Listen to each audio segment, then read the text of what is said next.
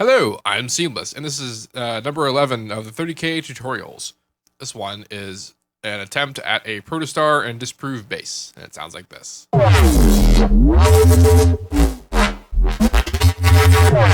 Stuff!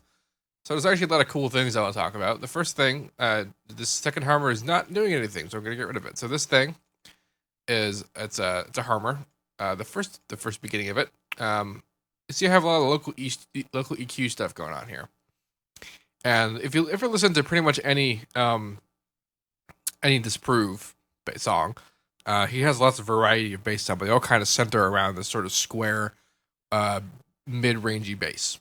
So I made a square with the detune option, and then I put up some mid-range in the harmonic so that it's consistent. Like so, you can kind of see this one's brighter.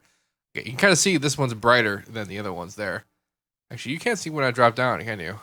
Nope, because I don't have layered windows on. Now I do. Yeah, awesome. So over here, local EQ is what I did there. And here's the harmonic unison pitch change I did in the window, and I'm in Hertz mode, which just means is that it's gonna the speed and the distance of the unison is gonna be different every single time a note hits.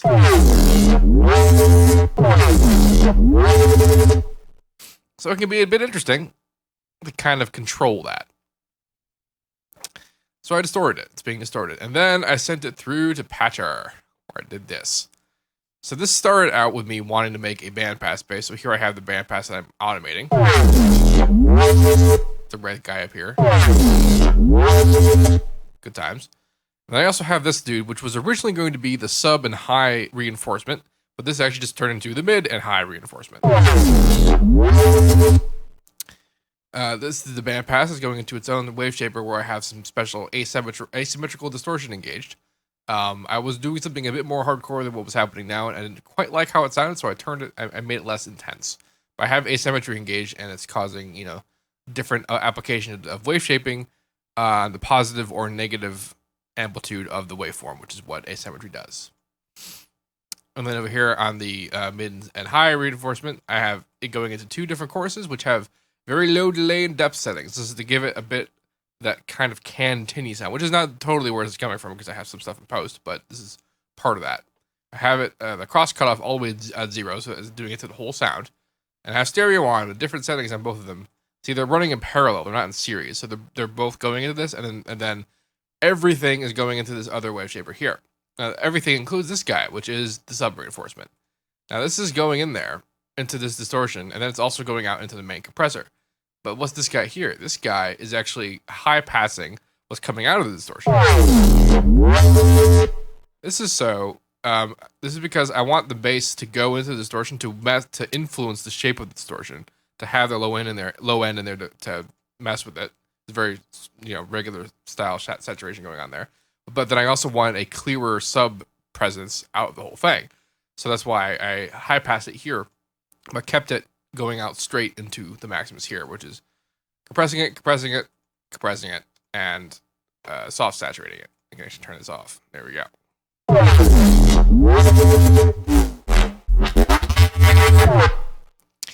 Now this is going out to a filter,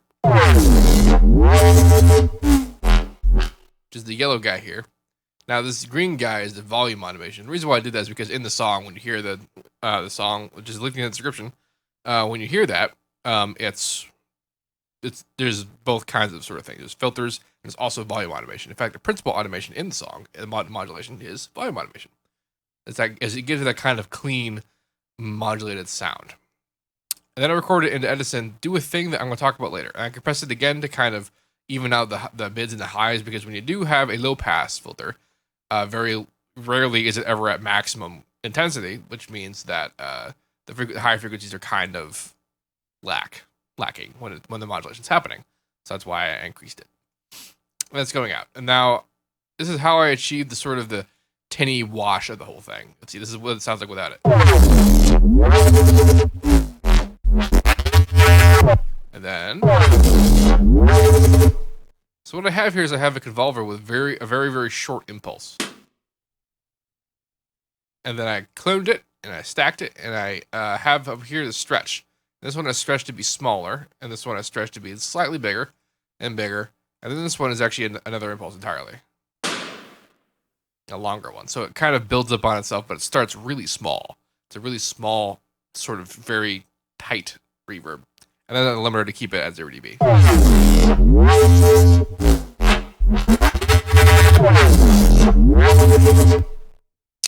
Indeed.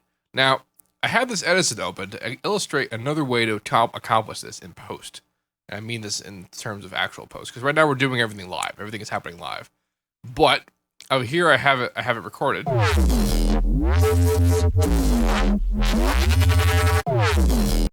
I want to talk about the blur function in Edison. So here I have the blur function. And here it's actually already kind of ruined. So let's go back to what it was originally, just so that I can show you what it's like. Let's go back to that. So like, this is more or less what it's like. If we preview it, it'll show us what it sounds like.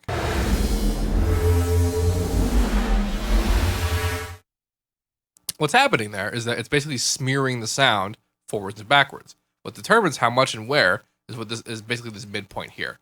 So this is after, this is before. So if I wanted to, I get rid of the after entirely. And it gives you like a reverse reverb kind of idea. And how long this is determined by the amount.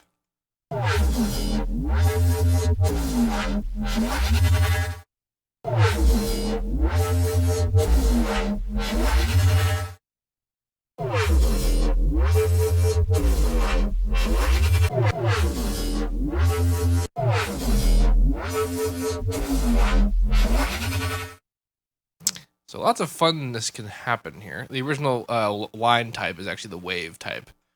And I say this because one of the things I had done was this-ish. Good job, wave type.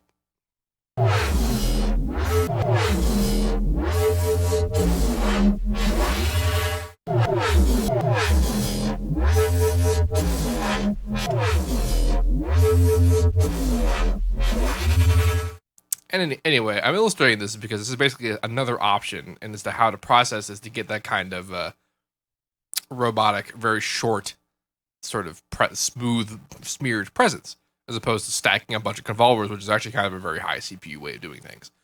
So yes, this project will be available to download in the description. I'm not going to include this bit because it's unnecessary, and I don't want to have to load a sample into the project. So this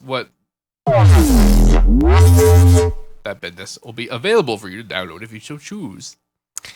If you would like to make this as a 30K tutorial videos, I'm doing sound design requests because I'm celebrating getting 30,000 subscribers because you guys are cool. If you would like to make a request, the link to the Facebook post where I am reading the requests from is in the description of this video. Make them there and nowhere else before I will ignore them anywhere else.